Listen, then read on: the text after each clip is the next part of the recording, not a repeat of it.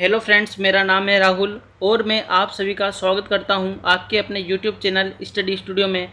मैंने आपके लिए सभी एग्ज़ाम को कवर करने के लिए जीके जीएस का प्रैक्टिस सेट स्टार्ट किया है और प्रैक्टिस सेट नंबर 1 हमारे चैनल पर डला हुआ है। ठीक है, आज के दिन हम प्रैक्टिस सेट नंबर 2 को करने वाले हैं और प्रैक्टिस सेट नंबर 1 का लिंक आपको डिस्क्रिप्शन में मिल जाएगा। आप लिंक पर क्लिक करके प्रैक्टिस सेट नंबर 1 को आप देख सकते हैं। ठीक है, आपको मैं क्लियर कर दूं कि एसएससी और रेलवे के जितने भी एग्जाम 2025 में होने वाले हैं, ये प्रैक्टिस सेट उनके लिए मोस्ट इंपॉर्टेंट होने वाला है, क्योंकि हम एसएससी और रेलवे के most important previous year questions को डिस्कस कर रहे हैं। तो चलिए आइए वीडियो को स्टार्ट करते हैं।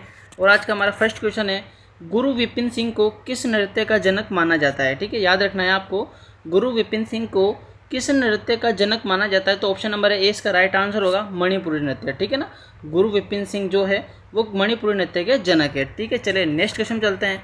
और आज का हमारा नेक्स्ट क्वेश्चन है, निम्नलिखित में से किस वर्ष में पंडित भीमसेन गुरुराज जोशी ने अपना पहला लाइव प्रदर्शन किया था। तो मैं बता दूं 1941 में किया था। ठीक है, 1941 में पंडित भीमसेन गुरुराज जोशी ने अपना पहला लाइव प्रदर्शन किया था।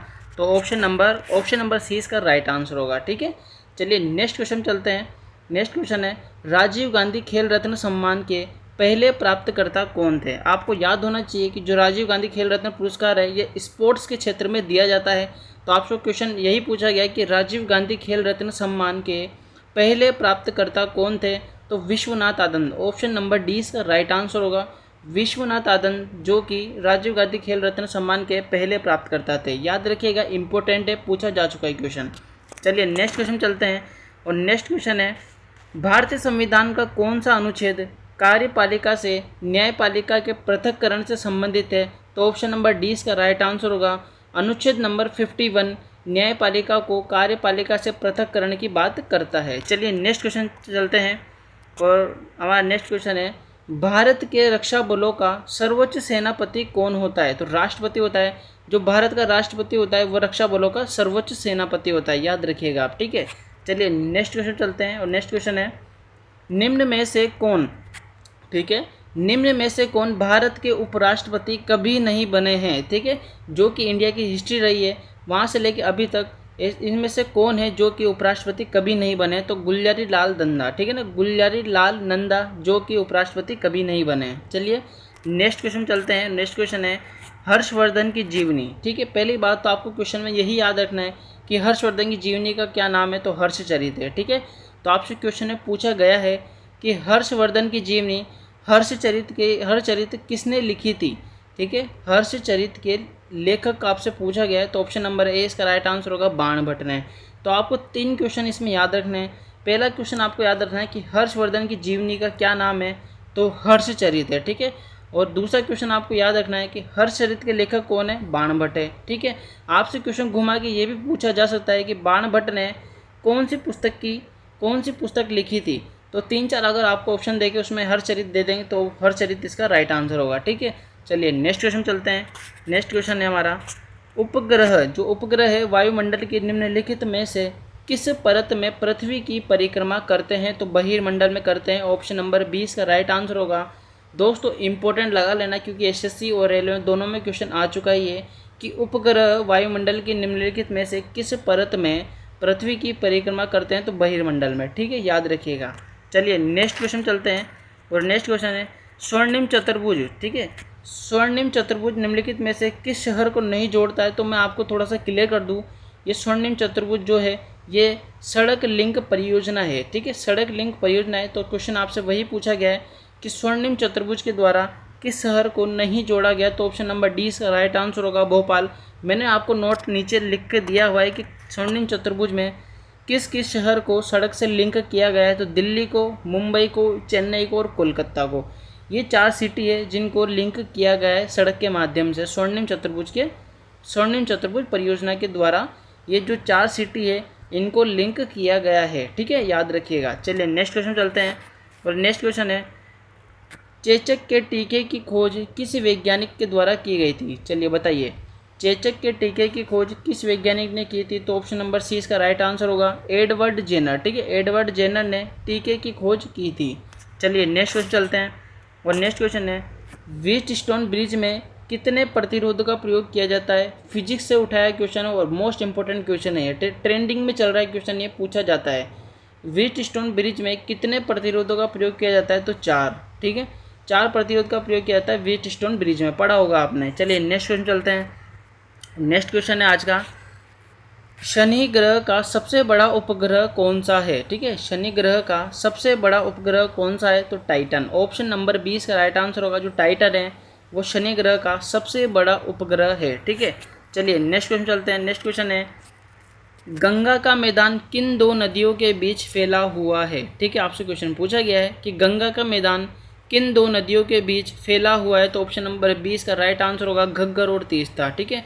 घग्गर और तीस्ता के मध्य गंगा का मैदान फैला हुआ है, याद रखिएगा, इंपॉर्टेंट है, पूछा जा चुका है, CGL मेंस में पूछा जा चुका है ये, ठीक है। RPF, SSC, GD सब में क्वेश्चन पूछा गया है ये। चलिए नेक्स्ट क्वेश्चन चलते हैं। नेक्स्ट क्वेश्चन है हमारा, नवरोज़ त्यौहार, ठीक है। नवरोज़ त्यौहार भारत में निम्नलिखित में से किस समुदाय द्वारा मनाया जाता है? लगा लेना इंपॉर्टेंट इसको भी, ठीक है। नवरोज़ त्यौहार भारत में निम्नलिखित में से किस समुदाय के द्वारा मनाया जाता है? तो ऑप्शन नंबर 20 का राइट आंसर होगा पारसी के द्वारा। जो नवरोज़ त्यौहार होता है, ठीक है, नवरोज़ त्यौहार होता है वो पारसियों के द्वारा मनाया जाता है। चलिए नेक्स्ट क्वेश्चन चलते हैं। नेक्स्ट क्वेश्चन है आज का, श्री ब्रह्मपुरीश्वर मंदिर भारत के किस राज्य में स्थित है? ठीक है, श्री ब्रह्मपुरीश्वर मंदिर भारत के किस राज्य में स्थित है? तो मैं आपको बता दूं, ऑप्शन नंबर 20 का राइट आंसर होगा तमिलनाडु में, ठीक है। श्री ब्रह्मपुरीश्वर मंदिर कहाँ पर है? तमिलनाडु में। मैं एक ही क्वेश्चन आपको 2-2, 3-3 बार रिपीट कर करके बता रहा हूँ ताकि आपको क्वेश्चन इसी वीडियो में क्लियर हो जाए, ठीक है। अगली बार से अगर आपको कोई क्वेश्चन सामने नज़र आ जाए तो आप ऑप्शन देखते ही इसका राइट कर दो आंसर, ठीक है। चलिए नेक्स्ट क्वेश्चन चलते हैं। नेक्स्ट क्वेश्चन है हमारा, काली टाइगर रिजर्व, काली टाइगर रिजर्व निम्नलिखित में से किस राज्य में स्थित है? आपको अब एक बार वापस पढ़ के बता देता हूँ मैं। काली टाइगर रिजर्व निम्नलिखित में से किस राज्य में स्थित है? तो ऑप्शन नंबर 20 का राइट आंसर होगा कर्नाटक में, ठीक है। काली टाइगर रिजर्व कहाँ स्थित है? कर्नाटक में, याद रखिएगा। चलिए नेक्स्ट क्वेश्चन चलते हैं और आज का नेक्स्ट क्वेश्चन है हमारा, विश्व खाद्य कार्यक्रम, ठीक है। विश्व खाद्य कार्यक्रम जिसको बोलते हैं हम WFP का मुख्यालय कहाँ स्थित है? वर्ल्ड फूड प्रोग्राम्स, ठीक है। वर्ल्ड फूड प्रोग्राम्स की फुल फॉर्म होती है विश्व खाद्य कार्यक्रम। इसका मुख्यालय आपसे पूछा गया तो रोम में स्थित है। ऑप्शन नंबर ए इसका राइट आंसर होगा, ठीक है, रोम। चलिए नेक्स्ट क्वेश्चन चलते हैं। नेक्स्ट क्वेश्चन है हमारा, त्रिपुरा का स्थापना दिवस कब मनाया जाता है? ये भी इंपॉर्टेंट लगा लेना आप। त्रिपुरा का स्थापना दिवस कब मनाया जाता है? तो ऑप्शन नंबर ए इसका राइट आंसर होगा 21 जनवरी को, ठीक है। 21 जनवरी को त्रिपुरा का स्थापना दिवस मनाया जाता है। थोड़ा सा मैं आपको क्लियर कर देता हूँ, 21 जनवरी 1972, ठीक है। 21 जनवरी 1972, 72 है दोस्तों ये, सॉरी, है ना। 21 जनवरी 1972 को क्या हुआ था? तो 21 जनवरी 1972 में त्रिपुरा को पूर्ण राज्य का दर्जा मिल गया था दोस्तों, ठीक है ना। 1972 से पहले त्रिपुरा पूर्ण राज्य नहीं था। पूर्ण राज्य का दर्जा कब मिला था? 21 जनवरी 1972 को।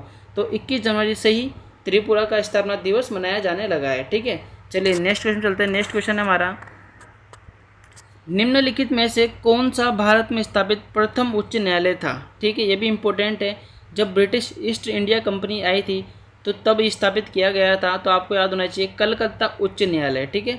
ब्रिटिश ईस्ट इंडिया कंपनी ने कलकत्ता उच्च न्यायालय स्थापित किया था, तो यही था भारत में स्थापित पहला उच्च न्यायालय, कलकत्ता उच्च न्यायालय। चलिए नेक्स्ट क्वेश्चन चलते हैं। नेक्स्ट क्वेश्चन है, बांग्लादेश का राष्ट्रीय फल कौन सा है? चलिए बताइए। बांग्लादेश का राष्ट्रीय फल कटहल है दोस्तों, याद रखिएगा। ऑप्शन नंबर डी इसका राइट आंसर होगा। बांग्लादेश का राष्ट्रीय फल कौन सा है? कटहल। आप मेरे को कमेंट में आंसर दीजिएगा कि भारत का राष्ट्रीय फल कौन सा है। मैंने आपसे क्वेश्चन पूछा है कि भारत का राष्ट्रीय फल कौन सा है, ठीक है।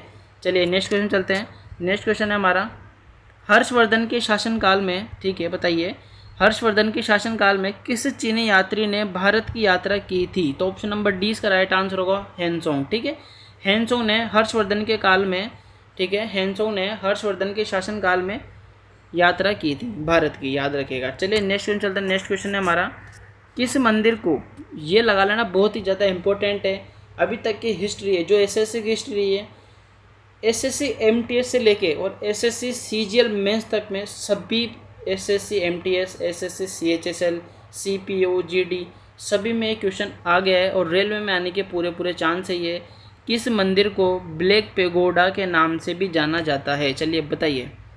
इम्पोर्टेंट है और ये छोड़ दूँ मैं आपके लिए, बता देंगे। चलो मैं ही बता देता हूँ आपको, ऑप्शन नंबर सी इसका राइट आंसर होगा सूर्य मंदिर। ठीक है, सूर्य मंदिर को ब्लैक पेगोडा के नाम से भी जाना जाता है। और है कहाँ सूर्य मंदिर आपसे पूछूं मैं तो ये है कोणार्क में। ठीक है, कहाँ पर है? कोणार्क। ठीक है, कोणार्क में, याद रखिएगा, कोणार्क का सूर्य मंदिर जिसको क्या बोलते हैं हम? Black pagoda. ठीक है, चलिए नेक्स्ट क्वेश्चन चलते हैं। नेक्स्ट क्वेश्चन है हमारा डीपी धर द्वारा, ठीक है, डीपी धर द्वारा कौन सी पंचवर्षीय योजना तैयार और लॉन्च की गई थी? चलिए बताइए, ये भी इम्पोर्टेंट है। डीपी धर द्वारा कौन सी पंचवर्षीय योजना तैयार और लॉन्च की थी? तो ऑप्शन नंबर डी इसका राइट आंसर होगा। जो 5वीं पंचवर्षीय योजना है वो डीपी धर के द्वारा दी गई थी। ठीक है, डीपी धर ने ही इसको लॉन्च किया था। चलिए नेक्स्ट क्वेश्चन चलते हैं।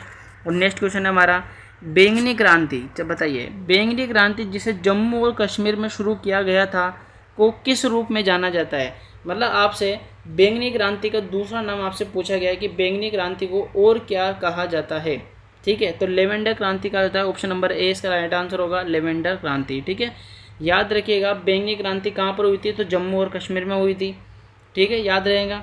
चलिए नेक्स्ट क्वेश्चन चलते हैं। नेक्स्ट क्वेश्चन है हमारा BSE की स्थापना कब की गई थी? BSE की आपको फुल फॉर्म याद होनी चाहिए।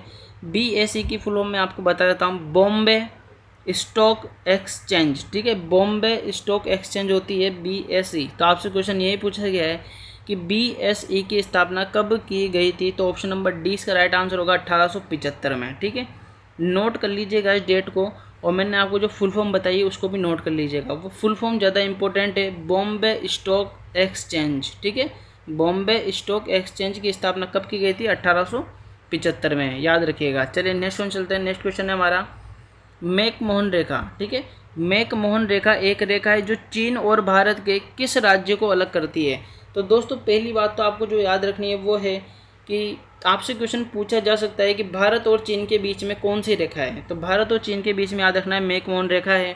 तो आपसे क्वेश्चन ये पूछा गया कि मैकमोहन रेखा जो एक रेखा है वह चीन और भारत के किस राज्य को अलग करती है? तो Arunachal Pradesh, option number C इसका राइट आंसर होगा। ठीक है, चलिए नेक्स्ट क्वेश्चन चलते हैं। नेक्स्ट क्वेश्चन है हमारा निम्नलिखित में से, ठीक है, निम्नलिखित में से किस लेखक ने माई स्टोरी नामक आत्मकथा लिखी थी? लगा लेना इसको भी इम्पोर्टेंट।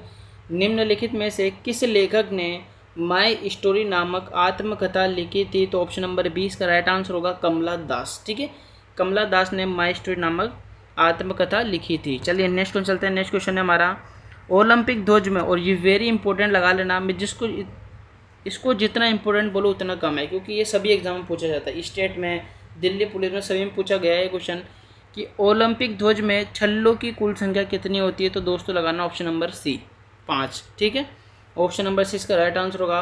और जो ओलंपिक ध्वज है उसमें छल्लों की कुल संख्या कितनी होती है? तो वो होती है 5। ठीक है, याद रखिएगा, वेरी इंपॉर्टेंट क्वेश्चन है।